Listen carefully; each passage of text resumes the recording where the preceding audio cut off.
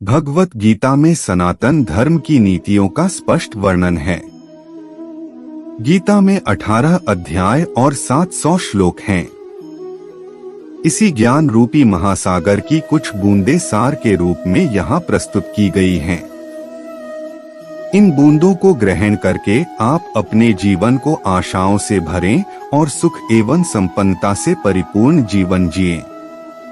महाभारत के युद्ध के समय कुरुक्षेत्र की रणभूमि में भगवान श्री कृष्ण ने अर्जुन को जो उपदेश दिया है, उन्हीं उपदेशों का संकलन है श्रीमद् भगवद गीता। असल में यह उपदेशों का संकलन प्रश्न और उत्तर के रूप में है। अर्जुन कई प्रश्नवाचक चिन्हों के भंवर में फंसे हुए होते हैं और भगवान श्री कृष्ण इन्हीं प्रश्नों का उत्तर देते हुए अर्जुन को इस चक्रव्यूह से बाहर निकालते हैं।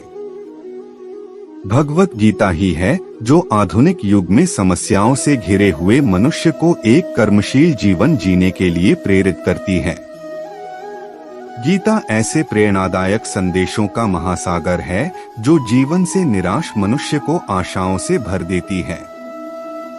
ठीक उसी प्रकार जिस प्रकार भगवान श्री कृष्ण ने अर्जुन की निराशाओं को दूर किया और उसे युद्ध लड़ने के लिए प्रेरित किया, आज की इस भागती दौड़ती जिंदगी में मानव को, उसके मन को, उसकी आत्मा को अगर कोई शांत, स्थिर और प्रसन्नचित रख सकता है तो वह है अपने अनिवार्य कार्य करो, क्योंकि वास्तव में कार्य करना निष्क्रियता से बेहतर है। सदैव संदेह करने वाले व्यक्ति के लिए प्रसन्नता ना इस लोक में है ना ही कहीं और। फल की अभिलाषा छोड़कर कर्म करने वाला पुरुष ही अपने जीवन को सफल बनाता है। जो हुआ वह अच्छा हुआ, जो हो रहा है वह अच्छा हो रहा है, जो होगा वो भी अच्छा ही होगा। मेरा तेरा, छोटा बड़ा, अपना पराया, मन से मिटा दो, फिर सब तुम्हारा है और तुम सबके हो। मन की गतिविधियों, होश, श्वास और भावनाओं के माध्यम से भगवान की शक्ति सदा तुम्हारे साथ है। धरती पर जिस प्रकार मौसम में बदलाव आता है, उसी प्रकार जीवन में भी सुख-दुख आता जाता रहता है। लोग आपके अपमान के बारे में हमेशा बात करेंगे। सम्मानित व्यक्ति के लिए अपमान मृत्यु से भी बदतर है। आत्मज्ञान की तलवार से अपने हृदय से अज्ञान के संदेह को काटकर अलग कर दो। उठो, अनुशासित रहो। सफलता जिस ताले में बंद रहती है वह 2 चाबियों से खुलती है, एक कठिन परिश्रम और दूसरा दृढ़ संकल्प। मैं भूतकाल, वर्तमान और भविष्य काल के सभी जीवों को जानता हूँ, लेकिन वास्तविकता में मुझे कोई नहीं जानता है। जो दान कर्तव्य समझकर बिना किसी संकोच के किसी जरूरतमंद व्यक्ति को दिया जाए वह सात्विक माना जाता है। जो पुरुष सुख तथा दुख में विचलित नहीं होता और इन दोनों में संभाव रहता है वह निश्चित रूप से मुक्ति के योग्य है। कर्म वह फसल है जिसे इंसान को हर हाल में काटना ही पड़ता है, इसलिए हमेशा अच्छे बीज बोए ताकि फसल अच्छी हो।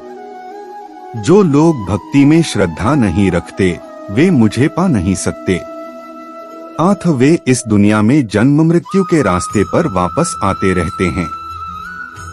मैं धरती की मधुर सुगंध हूँ, मैं अग्नि की ऊष्मा हूँ, सभी जीवित प्राणियों का जीवन और सन्यासियों का आत्मसंयम भी मैं ही हूँ। वह जो सभी इच्छाएं त्याग देता है और मैं और मेरा की लालसा और भावना से मुक्त हो जाता है, उसे शांति प्राप्त होती है। मेरे लिए ना कोई घृणित है ना प्रिय, किंतु जो व्यक्ति भक्ति के साथ मेरी पूजा करते हैं वो मेरे साथ हैं और मैं भी उनके साथ हूँ। मनुष्य को जीवन की चुनौतियों से भागना नहीं चाहिए और न ही भाग्य और ईश्वर की इच्छा जैसे बहानों का प्रयोग करना चाहिए।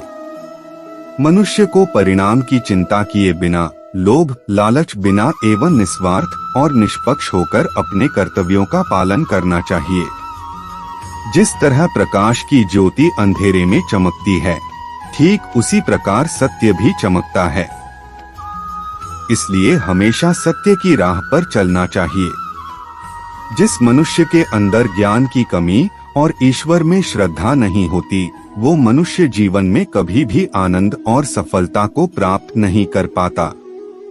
जब जब इस धरती पर पाप, अहंकार और अधर्म बढ़ेगा, तो उसका विनाश कर धर्म की पुनः स्थापना करने हेतु मैं अवश्य अवतार लेता रहूंगा।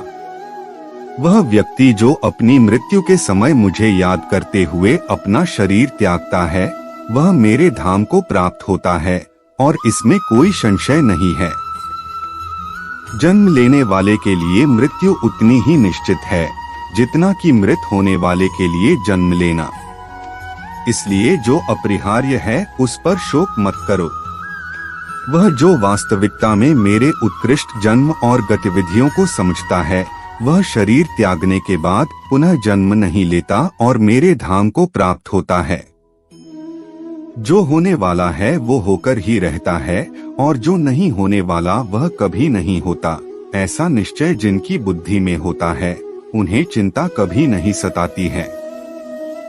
अपने परम भक्तों, जो हमेशा मेरा स्मरण या एक चित्त मन से मेरा पूजन करते हैं, मैं व्यक्तिगत रूप से उनके कल्याण का उत्तरदायित्व लेता हूँ। जो कोई भी व्यक्ति जिस किसी भी देवता की पूजा विश्वास के साथ करने की इच्छा रखता है, मैं उस व्यक्ति का विश्वास उसी देवता में दृढ़ कर देता हूँ। अच्छे कर्म करने के बावजूद भी लोग केवल आपकी बुराइयां ही याद रखेंगे, इसलिए लोग क्या कहते हैं इस पर ध्यान मत दो, तुम अपना कर्म करते रहो।